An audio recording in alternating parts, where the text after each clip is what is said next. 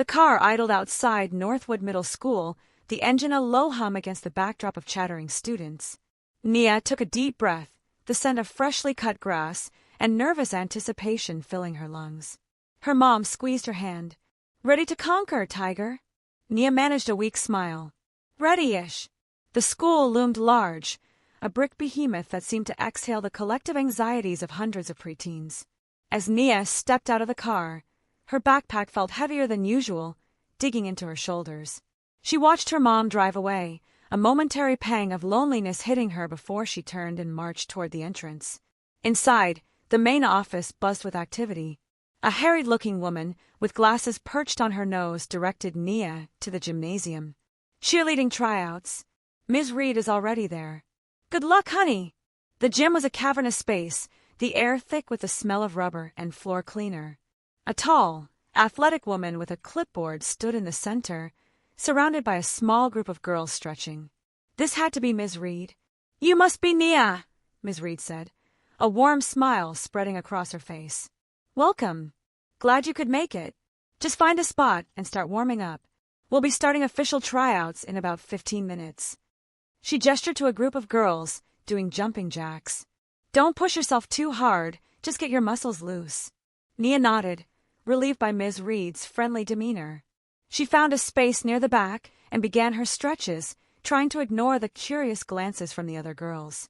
Most of them were already decked out in cheerleading gear, their movements practiced and confident. Nia felt a surge of self-doubt, wondering if she was truly ready for this. After stretching, Nia decided to find the water fountain. The hallway was a kaleidoscope of slamming lockers and boisterous conversations. Just as she reached the fountain, she collided with someone, sending her sprawling.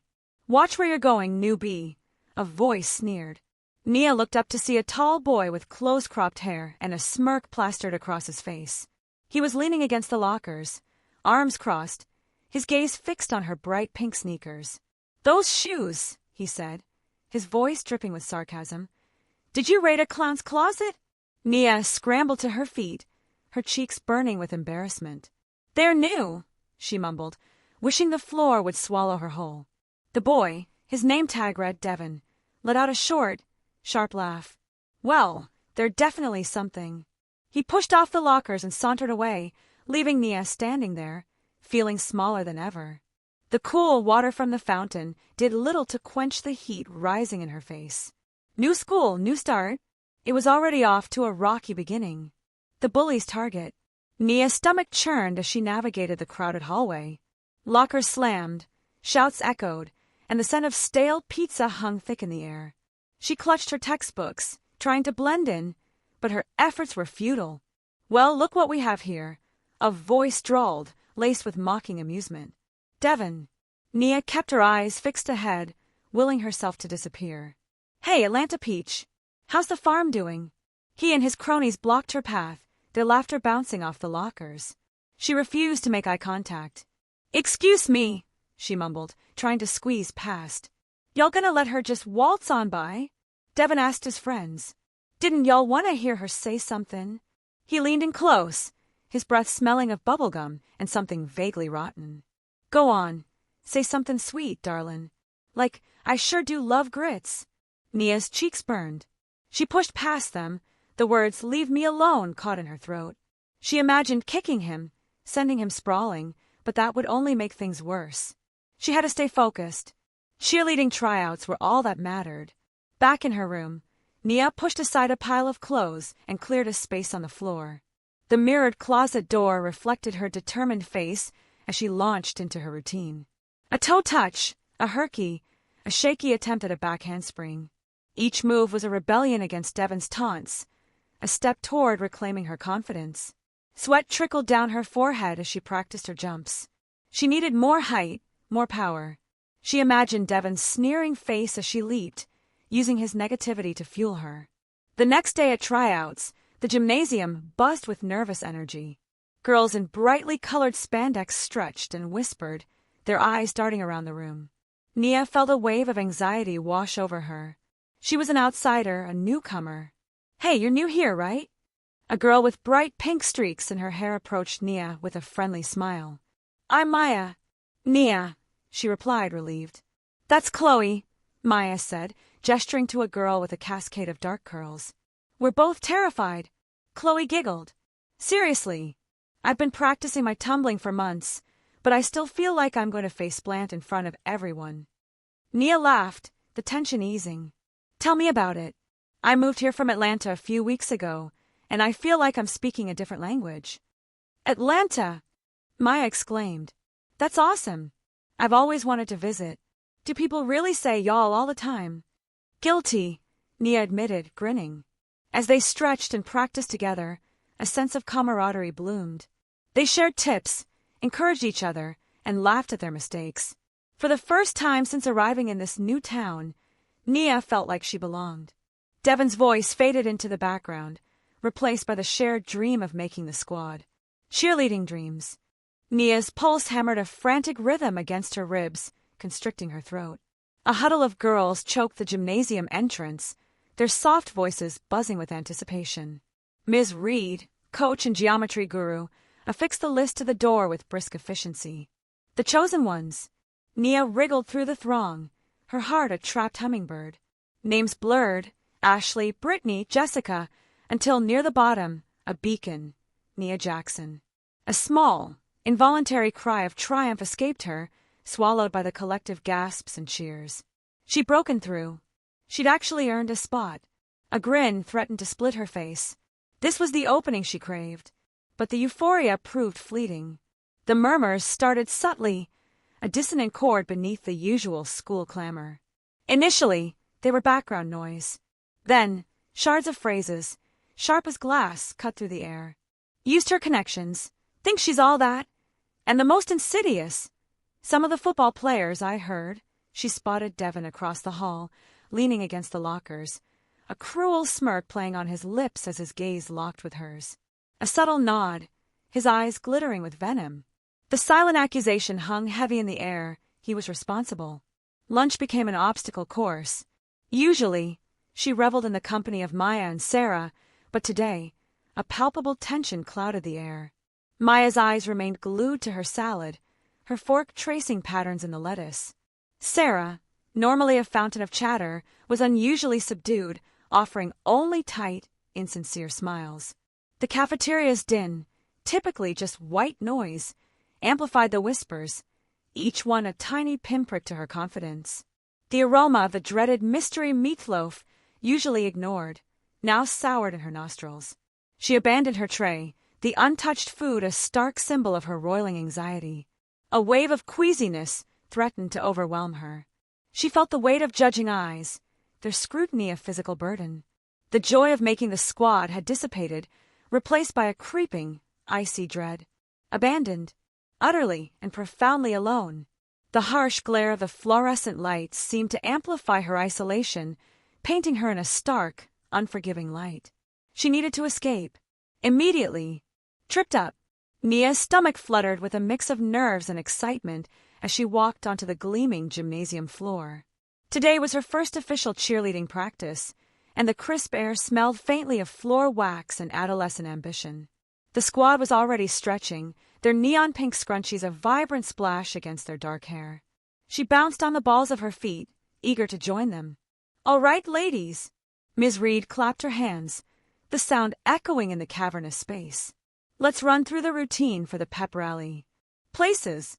Nia found her spot, a little off to the side, near the back, but close enough to see Ms. Reed's every move. The music started, a high-energy pop song that vibrated through Nia's chest. She focused, mimicking the arm movements, the jumps, trying to keep up with the seasoned cheerleaders. She almost had it, almost felt like she belonged. That's when it happened.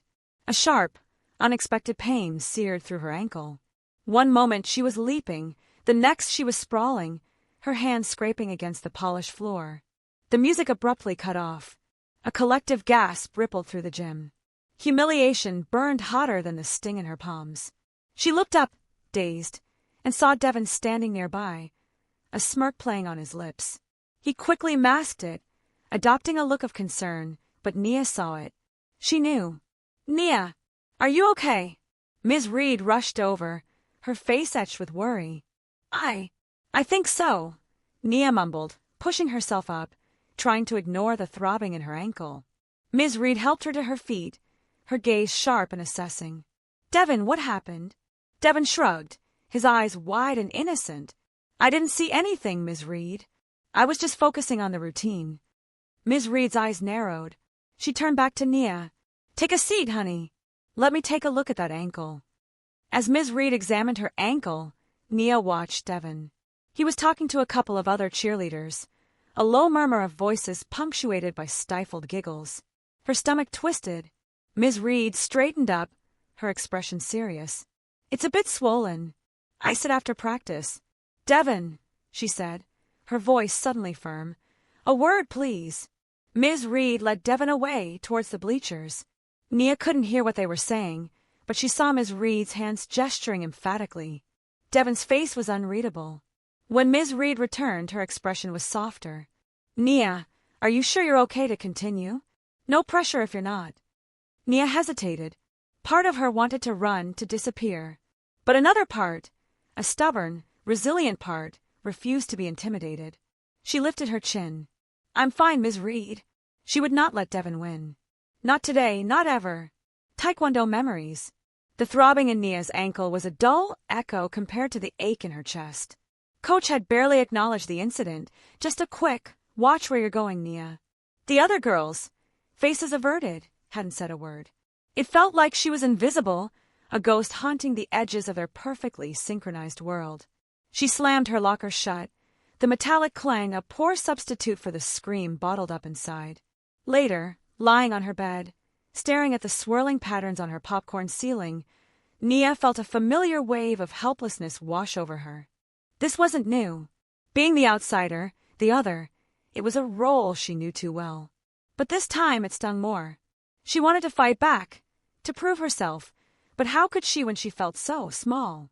A flicker of memory, a sun-drenched backyard, the scent of honeysuckle thick in the air, the rhythmic thud of bare feet on the worn wooden planks of the makeshift dojang her grandma had built. Grandma Lee, a force of nature in her crisp white uniform, her voice a low rumble as she guided Nia through the intricate forms of Taekwondo. "Power," Grandma Lee had said, her eyes crinkling at the corners, "comes not just from muscle, Nia. It comes from here." She tapped Nia's forehead. "And here," she placed a hand over her heart. "Discipline, respect, and the will to protect yourself and others. That is the true strength of Taekwondo." Nia hadn't thought about those lessons in years. Cheerleading had seemed more important, more fitting. Now, the memory was a lifeline. The next evening, after dinner, when the sky bled into shades of purple and orange, Nia slipped out into the backyard. The old planks were still there, weathered and worn, but solid beneath her bare feet. She closed her eyes, picturing Grandma Lee, remembering the precise angles and movements. Slowly, tentatively, she began. A low block, a sharp punch, a spinning kick. The air whistled around her as she moved, the familiar forms flowing back to her like a forgotten language. Her muscles remembered the discipline, the control. The frustration began to dissipate, replaced by a growing sense of power. She practiced late into the twilight, until her muscles burned and her breath came in ragged gasps. But with each kick, each block, each perfectly executed form, Nia felt herself growing taller, stronger. The cheerleader might be invisible, but the Taekwondo student was not. And she was ready to fight. The confrontation. The bell's shrill cry released students like startled birds, scattering across the schoolyard. Nia scanned the crowd, a knot tightening in her stomach. She spotted him leaning against the brick wall near the bike racks, a dark silhouette against the afternoon sun. Devon. He hadn't bothered hiding. He pushed off the wall as she approached, his expression a practiced sneer. Well, well, well. Look who finally decided to grace us with her presence.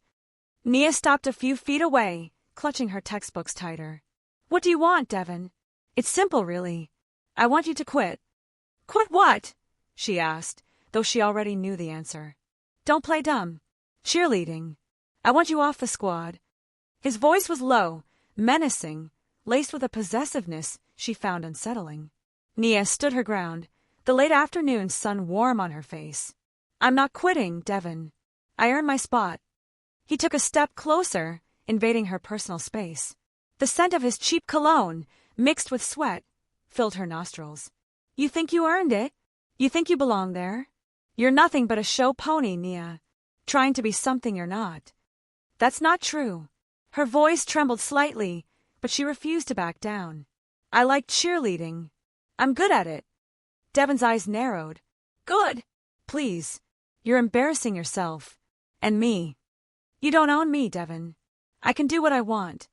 His jaw clenched, a muscle ticking in his cheek. Don't make me do something you'll regret.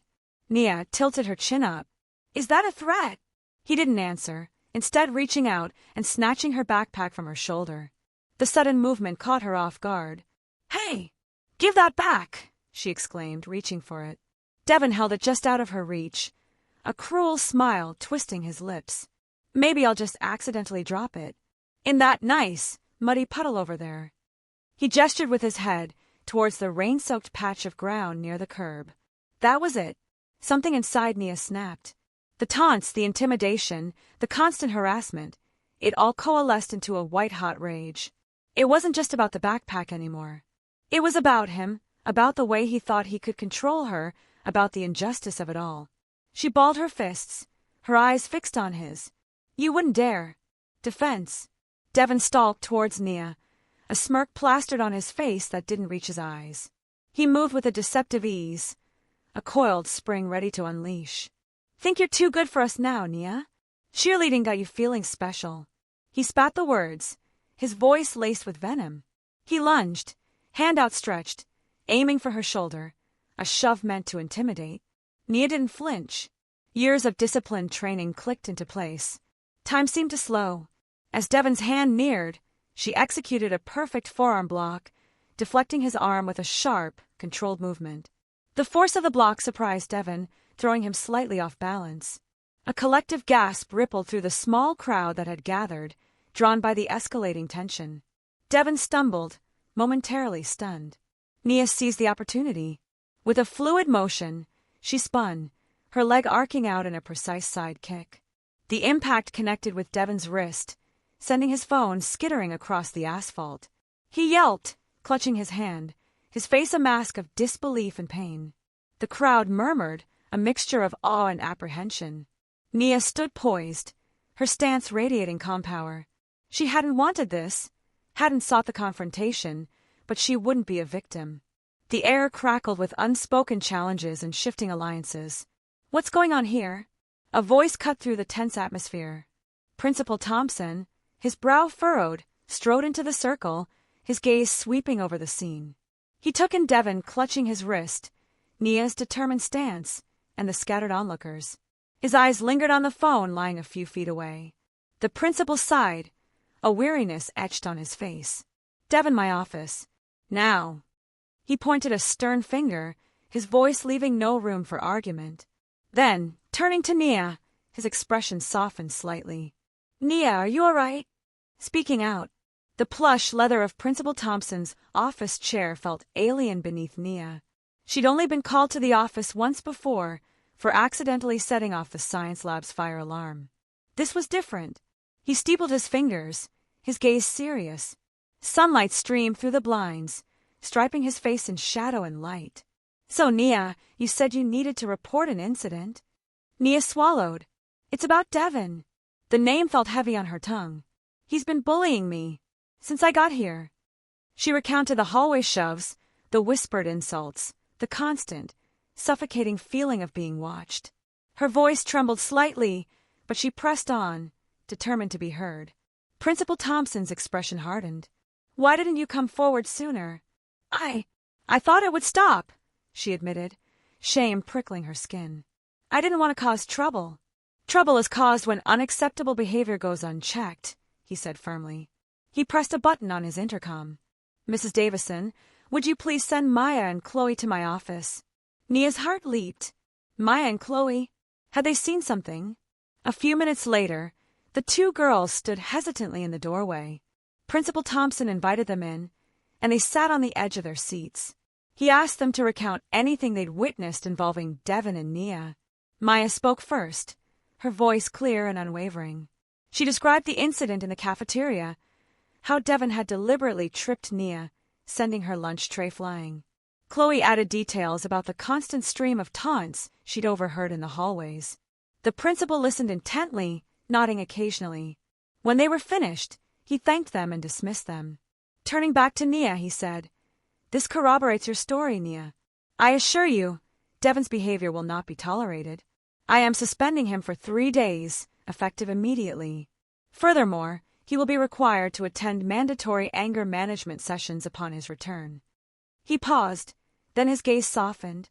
"You showed remarkable bravery today, Nia, and your self-defense was justified. Don't hesitate to come forward if anything like this happens again." Later that afternoon, Devon sat alone in his room, the weight of his suspension crushing him. The silence was deafening, broken only by the distant drone of traffic. He replayed the events of the past few weeks in his mind. The hallway shoves, the taunts, the smug satisfaction he felt when he thought he was intimidating Nia. Now, all he felt was a hollow ache in his chest. He hadn't meant to hurt her. He just wanted to what? Feel powerful. Important. He didn't even know anymore. Shame burned in his throat, a bitter taste of regret. He knew he had messed up, and a 3-day suspension felt like a slap on the wrist for the damage he had caused. A new beginning. The gymnasium thrummed with a tense anticipation, wholly divorced from any genuine school pride. Nia tweaked the microphone, her fingers damp against the cool metal. Principal Thompson had, with palpable reluctance, conceded this opportunity, a mere 2 minutes carved from the pep rally's noisy pageantry. 2 minutes to deliver a vital message. She inhaled deeply, the institutional scent of waxed floors and day-old popcorn stinging her nostrils. "Hey everyone," she began, her tone surprisingly firm. "I'm Nia, and frankly I'm weary. Weary of witnessing people shrink in the hallways, afraid to express themselves authentically. Weary of the snide remarks, the petty aggressions, the insidious feeling of inadequacy foisted upon you by someone seeking to elevate themselves." She paused, locking eyes with scattered individuals in the throng. Maya, normally effervescent, averted her gaze, her shoulders slumped. "This extends far beyond my own experience," Nia pressed on. "It concerns us all. The power rests with us. We can stand passively by, or we can summon courage. We can succumb to intimidation, or we can champion one another, champion ourselves. Empathy is not a vulnerability. Respect is not a courtesy. It's a prerequisite. The time for a shift is now." A hesitant scattering of applause fluttered through the air. Nia's chin lifted, a faint smile gracing her lips. The following Monday, Devon reappeared. He carried himself differently, seemed diminished. He intercepted Nia near her locker post-taekwondo, the bracing aroma of muscle rub surrounding her. He shuffled nervously, avoiding her direct stare. "Nia," he mumbled, I wanted to say sorry. For everything. My actions were indefensible. There's no justification." Nia scrutinized him, searching for any trace of disingenuousness. His eyes, reddened and fervent, appeared to hold authentic regret. "Apology acknowledged, Devon," she responded finally. "However, remorse isn't a quick fix. It's a foundation. It's determined by subsequent action." He nodded, a wave of relief visibly washing over him. "Understood. I aspire to improve. I aspire to become a better person." In the ensuing weeks, an unlikely bond began to form. Devon, unexpectedly, possessed an innate feel for rhythm. He aided Nia in refining her cheerleading performance, suggesting subtle refinements to her leaps and formations. He even assisted her in conceptualizing a new floor routine for her forthcoming taekwondo competition. One afternoon, during a particularly challenging tumbling sequence on the padded gym floor, Nia faltered. Devon reacted instantly, his grip surprisingly secure as he steadied her. "Easy," he cautioned, his voice laced with concern. "You nearly turned your ankle." Nia chuckled, downplaying the incident. "Thanks, Devon. You're turning into quite the cheerleader." He grinned, a genuine, unguarded expression lighting his face. "Someone has to ensure you don't end up in a cast. Besides," he continued, his tone becoming serious, "I'm determined to channel my past errors into preventing similar situations. To extinguish bullying, not fuel it."